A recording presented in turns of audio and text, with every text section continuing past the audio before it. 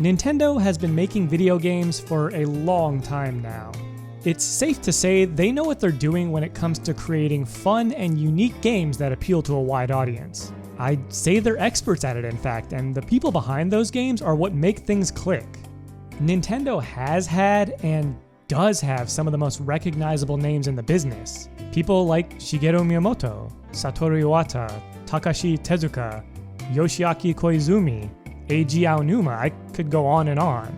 All of these people have or had been with the company in some capacity for at least 30 years.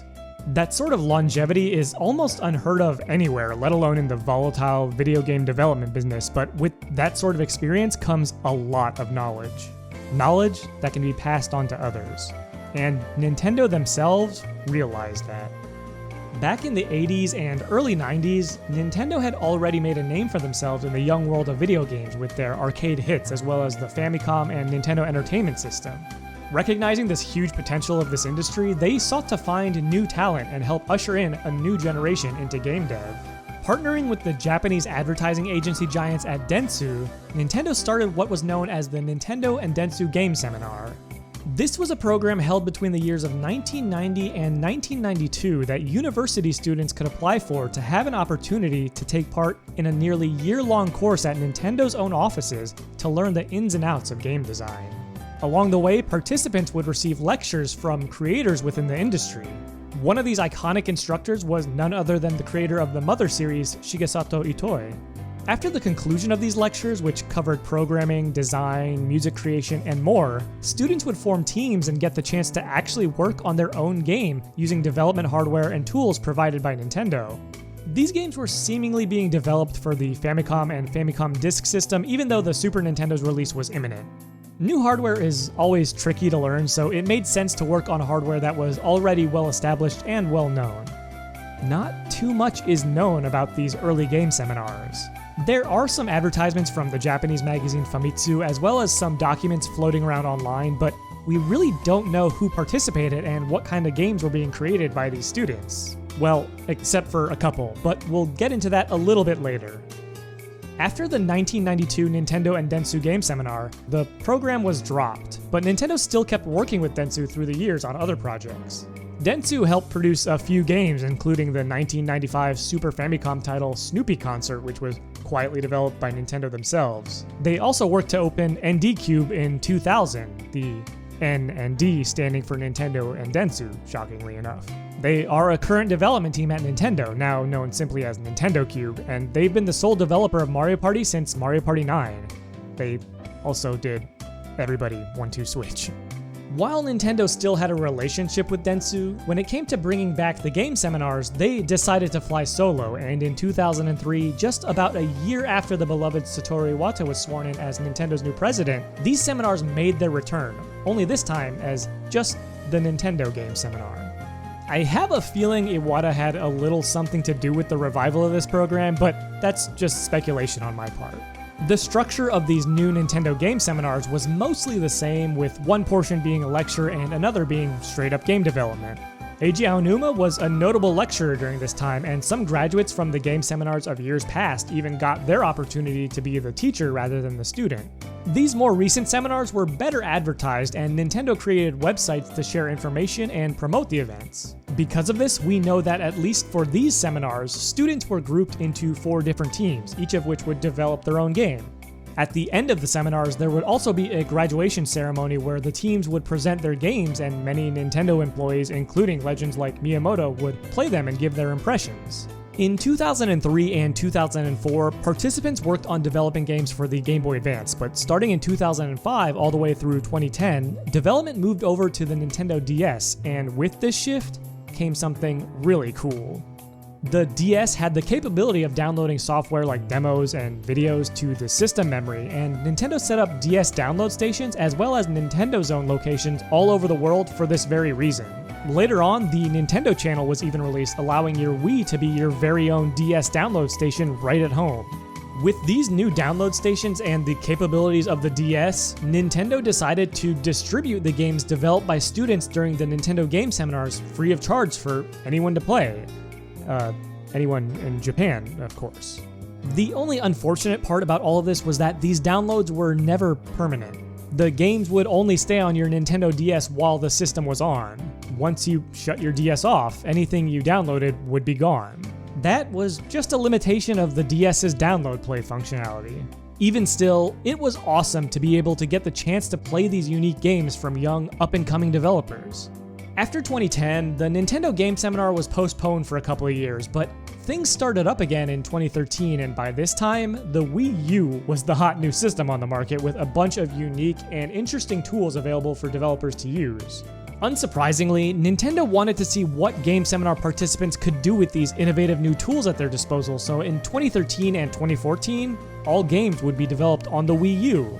Just like with the DS games, Nintendo decided to distribute these Wii U developed games as well, but this time they didn't have to rely on DS download stations. The Wii U had its own eShop, so even more people would have easy access to these projects, and the games wouldn't disappear anymore if you turned your system off. 2014 marked the final year of the Nintendo Game Seminar. As I mentioned earlier, I believe Satoru Iwata most likely played a large part in bringing back the program, and after his diagnosis in 2014 and his passing in 2015, well, I feel like that may have been the death of the Nintendo Game Seminar as well. But that's not the end of the story here.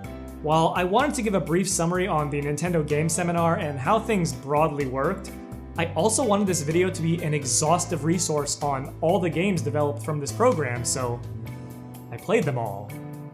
All of them that I could, that is. But let's just dive right in, starting from the very beginning. As I mentioned, the specifics behind the early Nintendo and Dentsu game seminars are few and far between, but there are a few details of games that were developed as well as people that participated that I was able to discover during my research. While I don't know exactly which year it was worked on, the earliest known game to come from the Nintendo and Dentsu version of the game seminar was none other than Joy Mech Fight. If you've seen my previous videos, this name may sound familiar as I covered it in a video about forgotten Nintendo games, but at the time I had no idea what its origins were. Headed by its director Koichi Hayashida, Joy Mech Fight is an admirable video game for the Famicom with a very lighthearted nature and a story revolving around two scientists that resemble a couple of other scientists you may know from a little-known series called Mega Man. For a system with only two face buttons, Joy Mech Fight feels really fun to play and has more depth than you would expect. It was released in 1993, 2 years after Street Fighter II, so you can tell some of the game's controls were influenced by that arcade classic, but while we know of this fully fledged Famicom release as Joy Mech Fight, it started life as a game called Battle League. And yes, Hayashida, along with others, worked on that version of the game during the Nintendo and Dentsu game seminar. Thanks to who I can only presume is Shuzo Kosaka, another participant of the seminar and developer of Joy Mech Fight, we actually have footage of Battle League itself. It's so cool to see this early footage, and there are a ton of differences from the visuals to the music, but you can see that the core of the game is still there. It's also interesting to see the differences in character designs, as what became the game's mascot in Sukapon looks quite a bit different from the pink robot we see today. He has almost more of a monkey look going on here. While Kosaka went on to develop games like Monster Rancher and The Legend of Dragoon, Hayashida stuck around and has been with Nintendo ever since he got his shot at the Nintendo Dentsu game seminar. He even got to give lectures at future game seminars and talked a bit about his experience during a GDC presentation in 2012. And most recently, he worked as a designer for Super Mario Bros. Wonder. Another one of the most prominent names to come out of the Nintendo and Dentsu game seminar is a man by the name of Masanobu Suzui. In interviews, Suzui has talked about a couple games that he worked on during his time learning at Nintendo, including Moving Ball and Bako Bako for the Famicom Disk System, but there's no footage or any other information about these games out there. One other game he seemingly worked on back then, though, would end up seeing the light of day, but not until a few years later after he founded his own company, Indie Zero, in 1997. The first game to be released by Indie Zero would be published by Nintendo and released exclusively as a broadcast title for the Satellaview, an add-on for the Super Famicom. This game was Sute Hakun. Sute Hakun had multiple event broadcasts through the downloadable Satellaview service through 1997 and 1998, but it finally ended up getting a full cartridge version in June of 1999, an extremely late release for the Super Famicom and one of the final ones for the system. Sute Hakun is a puzzle game starring this thing named Hakun. I really don't know what it is, but it could be described as a glass bird, and in fact, there's evidence to show that an early version of the game developed for the original Famicom was called Glass Bird Puzzle. Either way, you play as Hakun, and the goal is to get around these stages and collect the rainbow gems with as little movement as possible. The less you move, the higher your score will be. What makes things really interesting though is that you can suck up different items with your little beak or mouth, similar to a hummingbird. There are different colored potions that you can absorb from vials or blocks that make said blocks or enemies move in different directions. You can also absorb and become the blocks or enemies themselves to move them around. The game is very clever and can also get extremely difficult once you get past the first couple of worlds. While some of the levels from the Satellaview version of Sute Hakun are in the cartridge release, there are plenty that are missing, although there are a bunch of brand new stages in the physical version as well. There was also a Game Boy and Game Boy Color version in development, but they were never released, although the final builds of them have since been leaked. Sute Hakun is an extremely good debut for a company that would go on to create games like Electroplankton, the Retro Game Challenge series, and the Theatrhythm titles, and you can play it for yourself as it was added to the Nintendo Classics catalog for the Super Nintendo in early 2025. While there may not have been a ton of information about the early years of these game seminars, there may be even less information about the newly coined Nintendo game seminars from 2003 and 2004. These debut years for the new program had participants develop games for the GBA as previously mentioned, but none of the games were ever made public and I haven't been able to find any information regarding them, unfortunately. Thankfully, that's not the case moving forward. With development moving over to the Nintendo DS in 2005, the participants and their games would have more eyes on them than ever before because for the first time ever, these titles would be distributed to players all over Japan.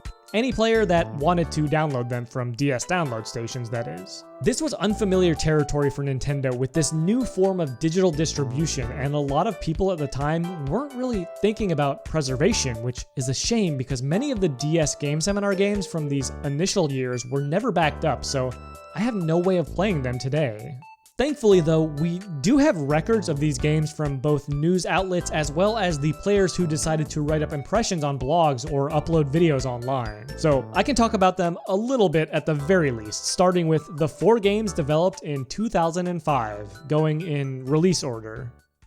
The first Nintendo Game Seminar game to ever be distributed was Nekosogi Tornado. This one is cool because there is actual footage of the game out there that Japanese players streamed or uploaded online, so we're able to see actual gameplay. Nekosogi Tornado looks to be set up very much like a shoot 'em up, but instead of shooting bullets at enemies, you can pick up objects from the ground using the touchscreen and throw them.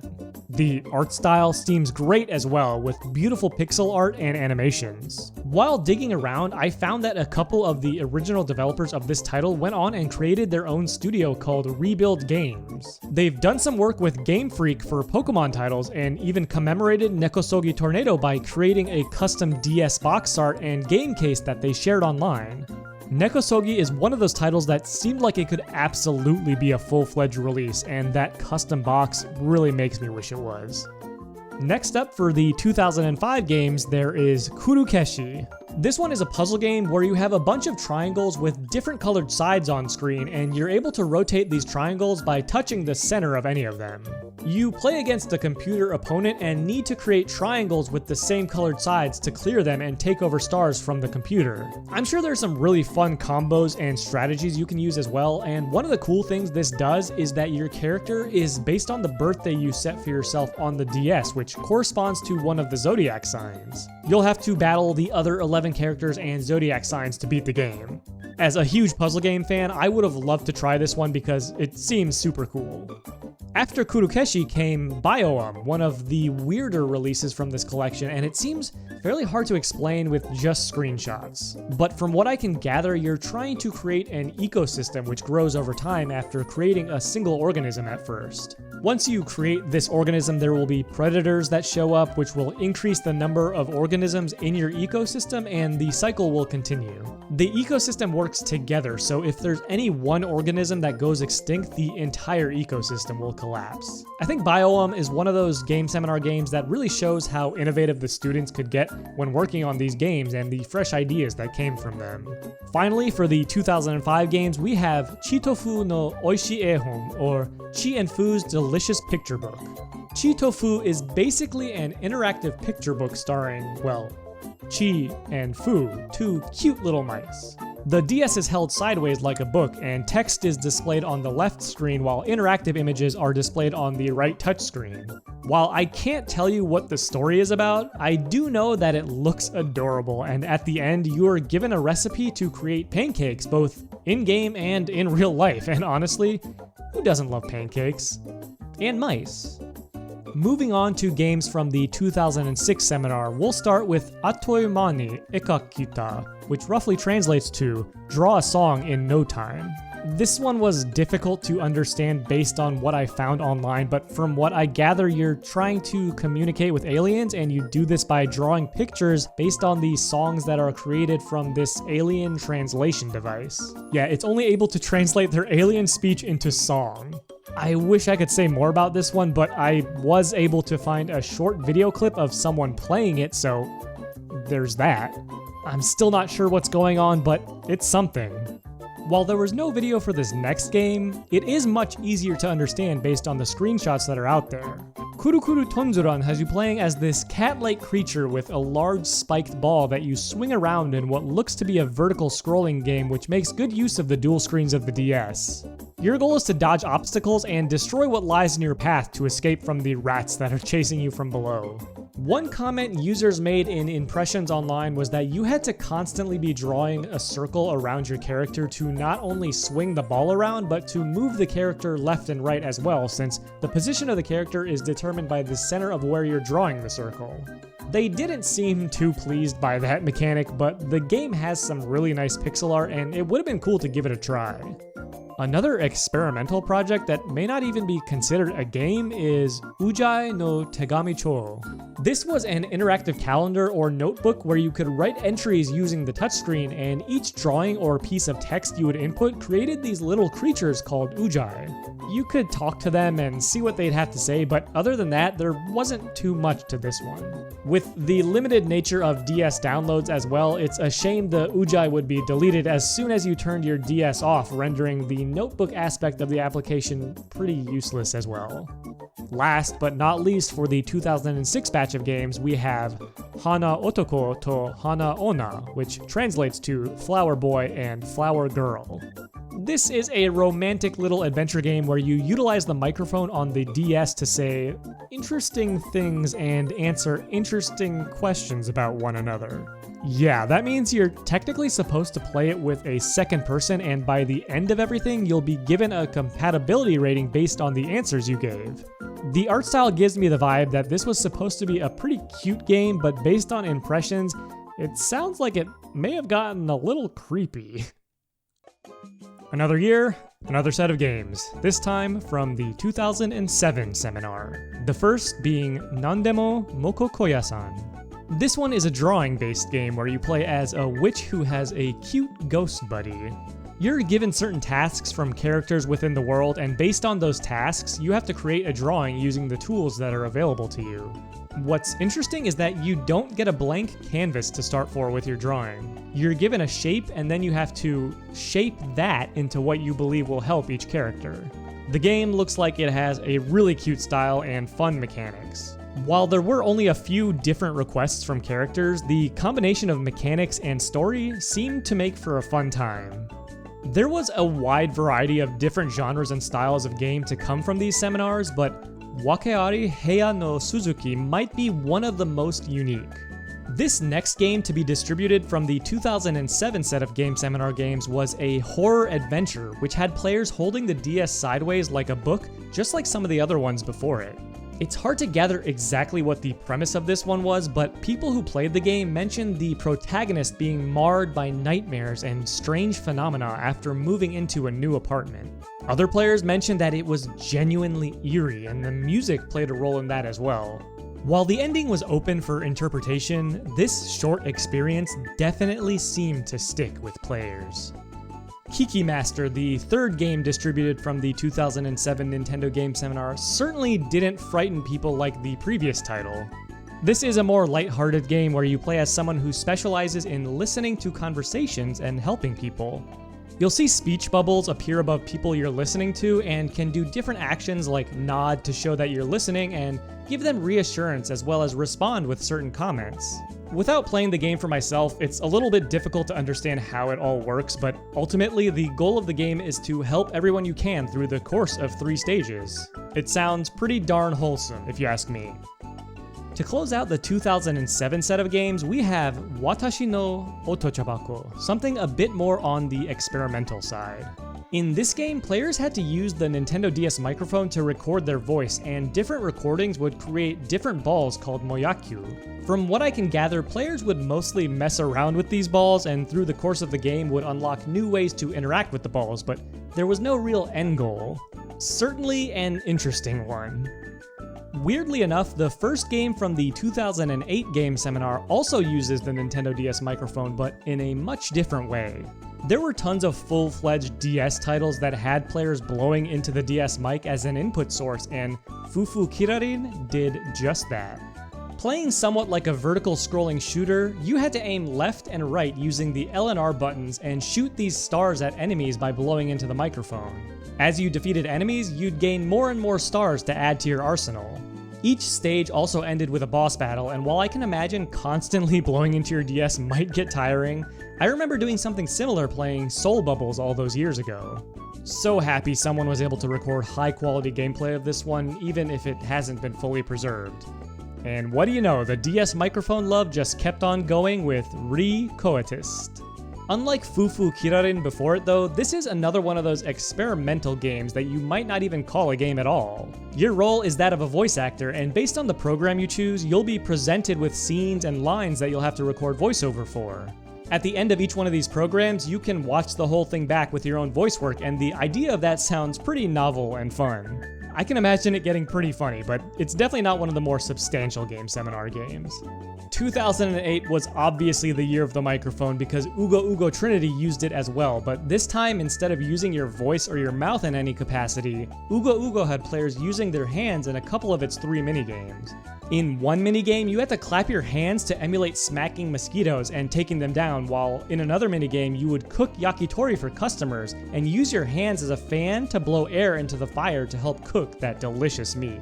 The third minigame within Ugo Ugo Trinity didn't use the microphone, but it did involve players moving their bodies still.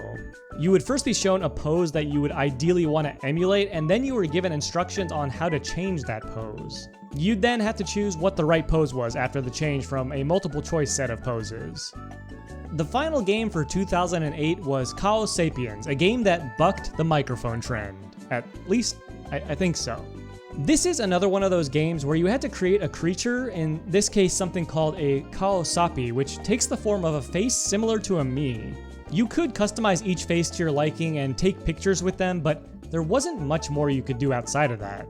There were no games or anything of that sort, but interestingly enough, you could share your creations with other players even though the game would be deleted once you shut off your DS. So I'm not really sure what the point of that would be other than learning how to use that feature for the students.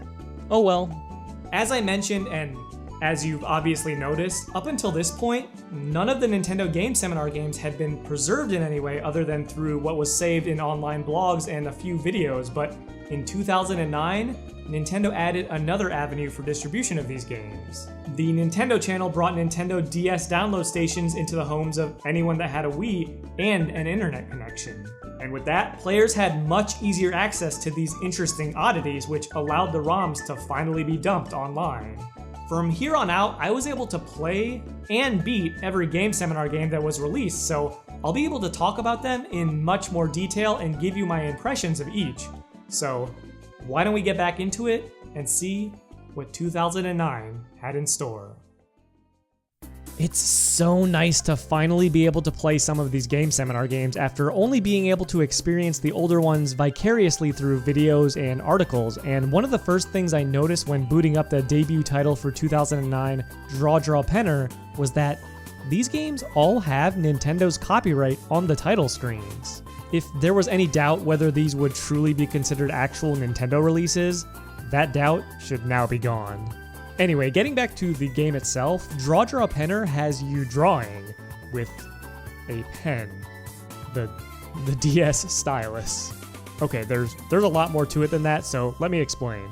There are two little characters named Pena and Doro who lived peacefully in a picture book until one day, some evil beings came in and created havoc in the book. Pena and Doro couldn't defeat the enemies all on their own until one day, someone with a pen, that's us, came in to help. The goal of Draw Draw Penner is to defeat all the enemies in each page of this picture book, and you'll do so by drawing lines and other shapes with ink to shoot up at the enemies. It's a simple concept on paper, but I was having a ton of fun playing through the game and learning all the different mechanics the developers added. As I mentioned, you can just draw a line on the touchscreen and let it go to shoot that line at enemies, but you can also hold down the stylus longer to charge up the line by making it thicker. This thicker line will be able to smash through multiple enemies and more obstacles that may be in your way. You can also flick your stylus up after drawing a line to make the line shoot up faster at enemies and get through water currents, for example. The direction your line travels is based on what kind of line you draw. So if you draw a simple straight line down, it'll fly up towards the top screen, but you can also draw different shapes like a heart, and that shape will move, well, like how you drew the heart. The only catch here is that all your drawings will end up being mirrored when you stop drawing, so if you draw horizontally from left to right and then back down, the shape will move up and then to the right. It takes a little while to get used to, but overall it's just a ton of fun with each chapter of the book also having a boss at the end. Draw Draw Penner reminded me a lot of one of my favorite lesser known games on the DS called Big Bang Mini, which had you similarly shooting things from the bottom screen to the top screen, so I definitely enjoyed this one. It can get pretty challenging in later stages, and enemies will become more dangerous as they fling more and more ink towards you. There's even an additional bonus chapter in the game after making it to the credits, which I thought was awesome. Next up is Domo. DS des, or Hello, I'm DS, which is one of the most fascinating games I've seen so far in my journey through these Game Seminar games. It starts out and makes you think it's a simple auto-scrolling high-score game, but that couldn't be further from the truth. After a few seconds, you start seeing text on the bottom screen and someone is talking to you. And then it appears. It's DS, and they just want to be friends. That's right, this game is all about befriending a sentient DS. The DS speaks to you with a synthesized sort of robotic voice and first asks you what type of DS it is. A regular DS, a DS Lite, DSi, or a DSi XL, or LL in this instance. DS then formally introduces itself and presents you with a contract it had signed saying that it can play with humans for up to 3 days, but after those 3 days, its memories will be erased. So it's time for you to do just that and play with DS. Over the course of these 3 days, you get to know DS more and more, and you play games like tic-tac-toe with it, even though DS is a big cheater.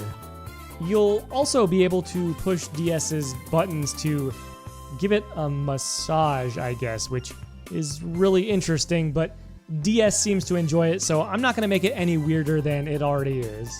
And you can both draw together as well and make a cute scene. You'll even be able to add your signature to your beautiful new piece of art.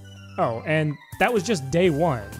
On day 2, DS decides it wants to give you a nice health report, so you totally scan yourself in multiple ways so DS is able to get you your health results.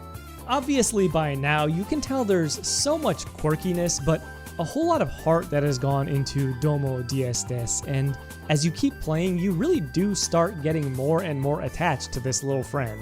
As the 3rd day starts coming to a close, reality starts to set in, knowing that DS will lose its memory soon and you'll have to say goodbye. Even as someone who can't read Japanese and was playing with translation apps, I could tell how heartfelt everything was here, and Even I ended up feeling like I wanted to spend more time with my DS buddy. I didn't want it to be gone. For a small game made by a few students, that's a huge accomplishment. I wish this could have gotten localized and distributed in English, but I'm glad it's at least one of the games that was able to be preserved because I think it's something special. 2009 had a good variety in the types of games that were released, with our next game, Ototo, being a cute and fun little rhythm romp. You play as a white whale looking for your sweetheart pink whale. To do so, you go around asking different sea creatures if they've seen said pink whale, and I guess they all want you to groove with them before they tell you anything. This is a pretty basic rhythm game that plays a bit like Parappa the Rapper, as you have to copy the beat given to you by the sea creatures. What makes it stand out a little bit compared to other rhythm games is that during the middle of the song, the roles will be reversed and you're the one that will create the beat or melody. There are different rhythms that can net you more points, and while I'm not 100% sure how the scoring works, as long as you stay on beat, you should be able to clear each stage. I love rhythm games, and even though this one is very simple, I still had a good amount of fun with it. Tsunagi was the final release for 2009, and it's a deceptively simple game. The concept itself is very basic, but as you keep playing, more and more mechanics get added that make things much more complicated. Basically, your goal is to draw a path for these little colored blobs with your stylus over to the goal. Initially, all you have to do is lead one little blob back home, but then more and more blobs get added and new conditions are required. You'll need to lead the blobs back in the order shown or else the door won't open. This may sound easy, but different colored blobs have different characteristics. For example, the orange blob is attracted to the path you're drawing, so it'll try and race towards it, whereas the purple blobs are the opposite and try to avoid it the closer you get to them. That's not the only thing you have to contend with though. The other trick here is that you have to do this all in one stroke of the stylus, and you can't cross over any part of the path you've already made. Well, you can, but it'll cut off that part of the path. You're also fighting against the clock too, and while you're given a lot of time, there's also a target time if you want to grab a bonus. All of this adds up to make something initially very simple into something fun and complex, but in a good way. There are even more mechanics as you get later into the game, like breaking up blobs into smaller blobs or combining little blobs to create a regular blob, and even combining blobs to create specific colors that you need. Plus, there were some fun little minigames to break things up, and even the credits were interactive. 2009 definitely ended on a high note with Tsunagi. As mentioned before, 2010 was the final year that Game Seminar games were developed for the Nintendo DS, and the final year before the program went on hiatus. But the year started off strong with Planetaria, a game all about traveling through space and orbiting other planets or stars. This game immediately reminded me of Orbital, part of the Bit Generation series, and Orbient, part of the Art Style series released by Nintendo on the GBA and WiiWare respectively. While the gameplay of those games differ, the vibes are extremely similar. In Planetaria, your goal is to help revive planets that have lost their light, and to do so, you have to navigate this comet through each level. You do so by using your stylus on the touchscreen, and your touches act as a gravitational pull that moves the comet around. It feels really intuitive and natural to control the comet in this way, and the physics feel spot on. Throughout each level, there will be stars to collect as well, and each planet can be revived by orbiting them to give them the energy they need. The gameplay doesn't evolve too much more past that, but that's okay because it's fun across the levels there are. While Planetarium is fairly short, I thoroughly enjoyed my time with it. Weirdly enough, the next game released after Planetarium for the 2010 collection was another based around planets and space called The Tentai Show. This time though, your goal is to protect planets from hundreds of meteors that are barreling towards them for some reason. You do this by controlling a black hole and a white hole? Yeah, there are two holes in this game. One that sucks things in and one that spits them out. Anyway, there's a lot going on in the Tentai Show mechanically. You control the black and white hole using the touchscreen, and while one is on the bottom screen and one is on the top screen, you're essentially controlling them both at the same time because it's as if they're connected to one another and they'll mirror each other. Meteors will approach from both the bottom screen and the top screen, and there are multiple ways you can go about handling them. First, you can suck up the meteors with the black hole and let them go, flying out of the white hole away from the planet. You can also suck them up on the bottom screen, for example, and hold them within the white hole and smash incoming meteors on the top screen with the ones you hold. Meteors can also be combined into one larger meteor by sucking up multiple at once, but you can only hold up to 5. But you can let go of that bigger meteor and it can smash through multiple other incoming meteors all at once for a higher score. And what if there are only meteors flying down from the top screen? Well, then you can flick up on the touchscreen to switch which hole you're directly in control of. It can all get pretty darn hectic, but it's a lot of fun trying to protect the planet and going for the highest score possible. There are also little minigames in between levels where you have to try and destroy a planet that is shooting meteors out rather than saving it. The Tentai Show is another super inventive game seminar game, and honestly, one of the harder ones I played. One that wasn't as difficult though? Pull Pull Pulpy, the next title in the 2010 set of game seminar games. While it may not be as difficult as the Tentai Show, Pull Pull Pulpy is just as fun to play. This is another one of those games that requires the player to hold the DS sideways like a book, which I always find to be amusing.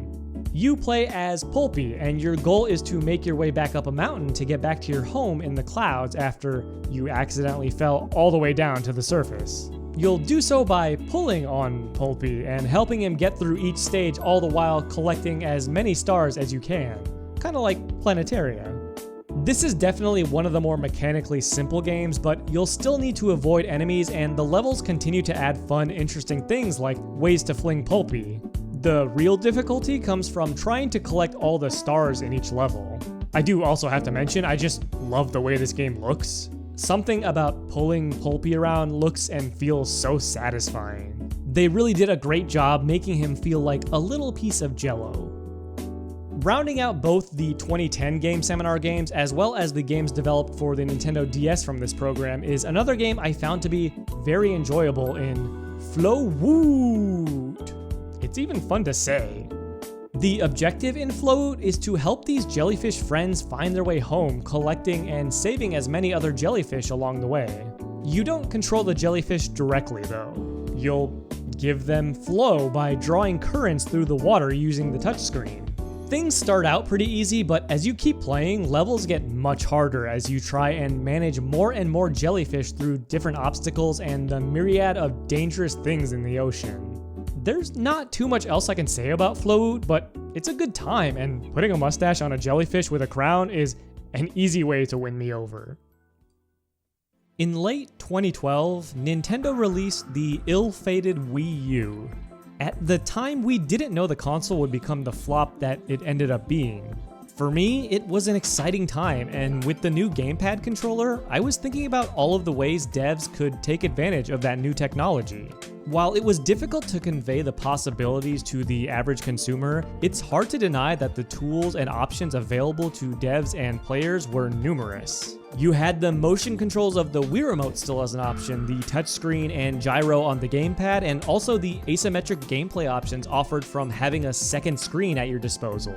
Nintendo knew there was potential here for some genuinely unique experiences, and when they started up the game seminar program again in 2013, the new participants would have the ability to use as many or as little of these features as they wanted. Nintendo also decided to do something a little bit different when they released this first batch of Wii U games from 2013 to the public. Instead of releasing them individually one after another, they packaged all 4 games into a single game seminar app for the year. So instead of starting off with the first game that was released, I'll just start off with the first game I played. That game being Kanarasu to Center Heroes. Center Heroes is a multiplayer-focused party game that has players fighting to get as close to the center of the frame for a picture as possible. It's a really easy concept to understand, and while there's not a lot to it, it's fun to get together with a few friends and battle it out. Although the game doesn't use any of the more unique features of the Wii U, it does support 5 players, which was something the Wii U allowed for, with 4 players using a Wii Remote and 1 person using the gamepad. Players are able to punch each other to try and knock them out of the frame, but you can also dodge attacks to try and throw off other players too. Center Heroes reminds me a lot of the Super Mario Party minigame Slapperazzi, but with deeper mechanics and multiple game modes to make it have a bit more staying power. The main game mode is a timed mode where you try to get the most points, and the second mode is a sort of battle royale mode where the player with the lowest amount of points after a certain time period is knocked out for the rest of the game until there's only the winner remaining. Different stages also add new mechanics like slippery ice or bombs blowing up in the stage that you have to avoid. After so many Game Seminar titles being geared towards a single-player experience, it's really cool to see one that was made with multiplayer in mind. The second game I tried out from this set of Game Seminar titles was Shima Nagame, or Island View, a cute little adventure game where you need to direct this tiny character named Cloud-kun around an island in the sky to find all the stars hidden on it. While you can't control the character directly, you can point them to where you want them to go by using the Wii U gamepad, because you see, Cloud-kun loves apples and will grab any that are nearby. So you can just drop some apples using the touchscreen next to them and they'll be on their way. On the gamepad, you have a more zoomed in view of Cloud-kun and their surroundings, while on the TV there's a full zoomed out look at the island itself. The island is initially covered in clouds, and as you explore, you'll reveal more and more of it so that you can find those aforementioned stars. There's not much else to Shima Nagame, but it's got a really nice style, and figuring out some of the interactions you need to do to get to the stars was definitely satisfying. The next game I played may be one of the most fascinating and fun experiences I had with any of the Game Seminar titles, and that is Sento Danchi. This is a tower defense style game where you're creating shelters for explorers that are stranded on an unknown planet. The shelters serve as a place for the explorers to stay, but also as defense for your escape ship located in the center. You'll create these shelters by using a selection of blocks that are listed on the gamepad. Explorers will show up in their little pods, and placing them within an enclosed shelter will allow them to get out and help in a couple of different ways. There are multiple phases in each level. During the day is when you'll be doing the building and creating a sturdy defense. Your blocks are limited though, and the only way to get more is to have the explorers help out. Whenever you place an explorer into a shelter, they'll be able to go out and grab more building blocks for you, so the faster you set them up, the more materials you'll be able to have for the day. Once the day is over and nighttime approaches, the explorers will head back into their spots in the buildings you've created to fight off the hordes of enemies that want to destroy you and your escape ship for some reason.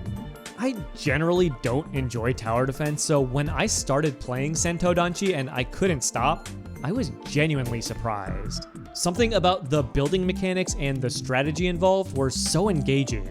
As you make your way through all the levels, things obviously ramp up in difficulty, and you'll need to create your shelters in different ways. Sometimes you'll need to build them horizontally, sometimes you'll need to build them vertically, and sometimes you'll need to build them somewhere in between.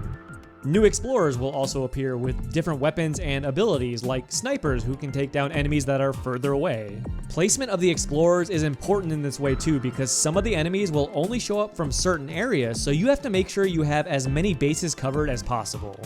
Needless to say, I ended up loving Sento Danchi, and it was one of the beefier Game Seminar games too. I played it for over an hour before hitting credits. I also played the final game in this set for about an hour, but not exactly for the same reasons. I'll explain why, but Popo Hunter is by far one of the weirdest games from the Game Seminar that I had the pleasure of playing.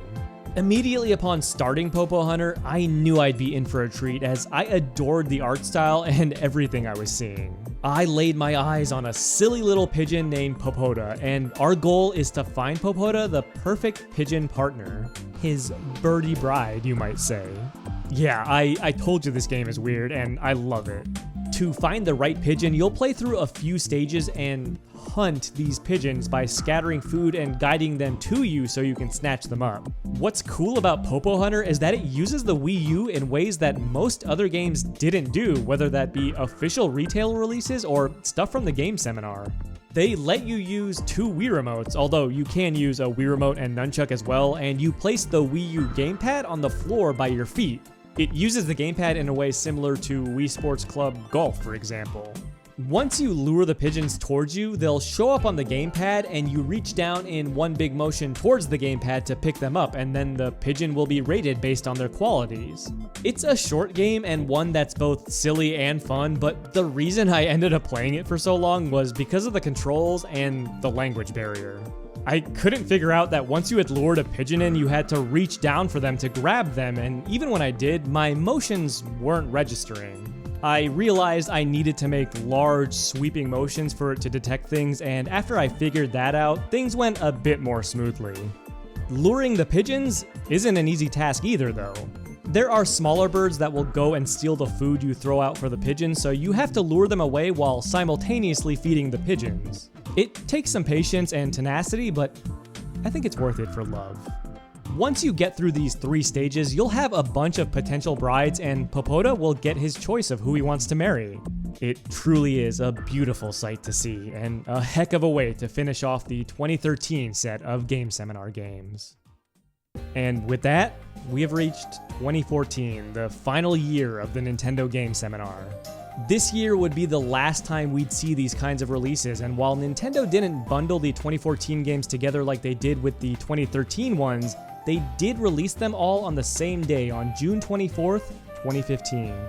Let's start off with Doki Doki Tegami Relay, a game all about the art of passing a note around the classroom. I thought the use of the gamepad here was really clever, as it's basically representing your hands. You have to try and pass a note around to your target while trying not to get caught in the process by the teacher. So you'll have to pay attention to the TV while simultaneously moving the gamepad left, right, forward, and back to pass the note to the correct classmate. It reminded me a little bit of Gamer from Game & Wario, as you have to always be alert. That same sort of tension is there in Tegami Relay. The teachers may not be as frightening as 9Volt's mom, but they're pretty close. New mechanics are introduced to make things more difficult, like students falling asleep or getting knocked out by the teacher, but other than that, the goal is pretty much the same throughout. A fun little experience. Up next on the docket is Aru Crash. In this game, you play as a cute dinosaur skeleton who has been revived by a special star that fell from the sky, and you'll need to explore various locations searching for something. What you're searching for isn't initially clear, but there's obviously something compelling this dinosaur to keep trucking along. You control this dinosaur by moving their legs individually using the left and right analog stick. It feels a little awkward at first, but once you get used to it, you'll be hopping around like it's nothing. You can also jump by moving the analog sticks at the same time, but you also have to keep your balance or else you'll fall over, and you do that using the Wii U gamepad gyro controls. If you do fall though, don't worry, you can collect more stars along the way to regain health. Aru Crash is a straightforward game, but everything from the music to the visuals are beautiful.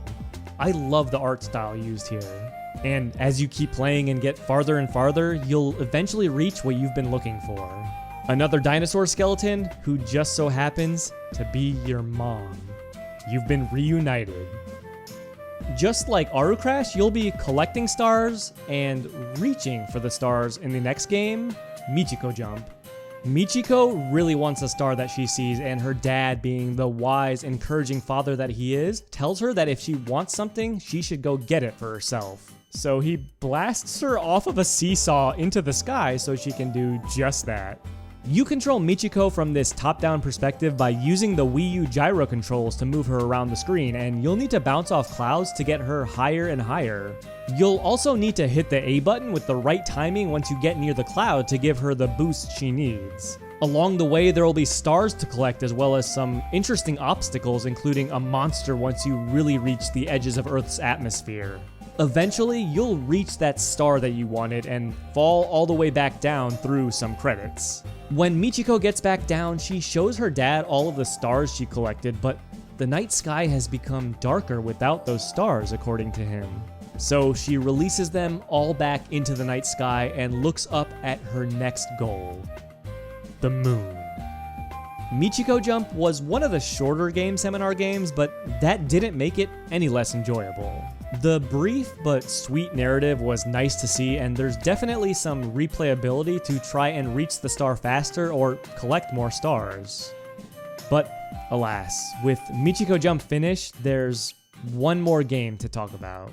And funnily enough, this last game was actually the first game seminar title I ever played. It's one that put a huge smile on my face and made me want to dig deeper into this topic. That game is Jikansa Tansa. The moment I booted it up and saw the robotic penguin named Penta, I knew I was gonna love it. Like, how can you not like this guy? He's the best. Gyro controls seem to be a theme for the 2014 set of game seminar titles, as Jikansa Tansa is another one that uses them extensively. What for though? Well, you'll need to guide Penta through each level and collect as many pearls as you can before reaching the finish, which is a clamshell. You'll do this by controlling the antenna on his head and basically sending him directions by pressing A and using the gamepad gyro. Penta moves in a very methodical way, and what makes things interesting here is that as soon as you press A, you'll see a little ghost of Penta start to walk, denoting the path he'll take once you let go of the button or the time runs out. But that ghost is not visible for long. After a few seconds, the ghost will disappear and you'll need to rely on timing and rhythm along with the rumble of the gamepad to determine where Penta will be at any given moment. It's such a fun mechanic, and I would have loved it if that were it, but the levels add more and more, like portals and ice block versions of Penta you can push. It's all just extremely well done. I would have happily paid a few bucks for an even beefier version, but what's here is fantastic, and I cannot recommend trying out Jikansa Tansa enough. Going through, researching, and playing through all of these games, there's something that became very clear to me very quickly. Every single one of these projects felt like a Nintendo game. They felt like something that Nintendo would be proud to release. Many, if not all, had that Nintendo DNA, and you can tell all of these talented creators took what they heard and learned from the veterans inside Nintendo and applied them into their own games. It's just a shame that so many of them have become lost to time, only living through the few blog posts or videos from fans who played them back in the day. It's a shame because these are part of Nintendo's history. Whether they were full-fledged releases or not, Nintendo's name is right there on every one. Maybe there's someone out there that somehow preserved some of those earlier games, or maybe there's someone who has more footage or screenshots. One thing I do know is that Nintendo themselves surely have these saved in their archives somewhere, and I would love for them to one day release them to a wider audience so that we can all experience the hard work that so many people put into them. But for now, we can only look back at what we can, and I'm thankful that at least some of these games were saved so that we could give them a shot. I wanted to end this video by talking about one of my favorite games that I personally got to play, the tower defense title Sento Danchi. There is so much talent and skill that went through the Nintendo Game Seminar program. Many of that talent went on to work in game development either at Nintendo or somewhere else, including people like Takuro Mizobe, who founded Pocket Pair, the company behind Pal World. Ironically, they also got sued by Nintendo, but that's besides the point. When playing these games, one person stood out to me in the credits of Sento Danchi. Cory Bunnell. Yeah, he stood out partially because this was not a Japanese name, but also because I thought I had seen that name before somewhere. I couldn't recall though, so I did some digging and found out that he ended up getting a job at Nintendo. And not only that, he was credited as a programmer for The Legend of Zelda Breath of the Wild and a battle systems architect for Tears of the Kingdom. After seeing this, I did some more digging and it seemed like I wasn't the only one who was interested in finding out more about Mr. Bunnell. Some others dug up an old forum post from him and found out that his longtime dream ever since first playing Mario was to go to Japan and work for Nintendo. Well, that dream isn't a dream any longer. He got to work on two of the biggest Nintendo games ever made, and it all started when he got a chance to prove himself at the Nintendo Game Seminar. I think that's pretty cool.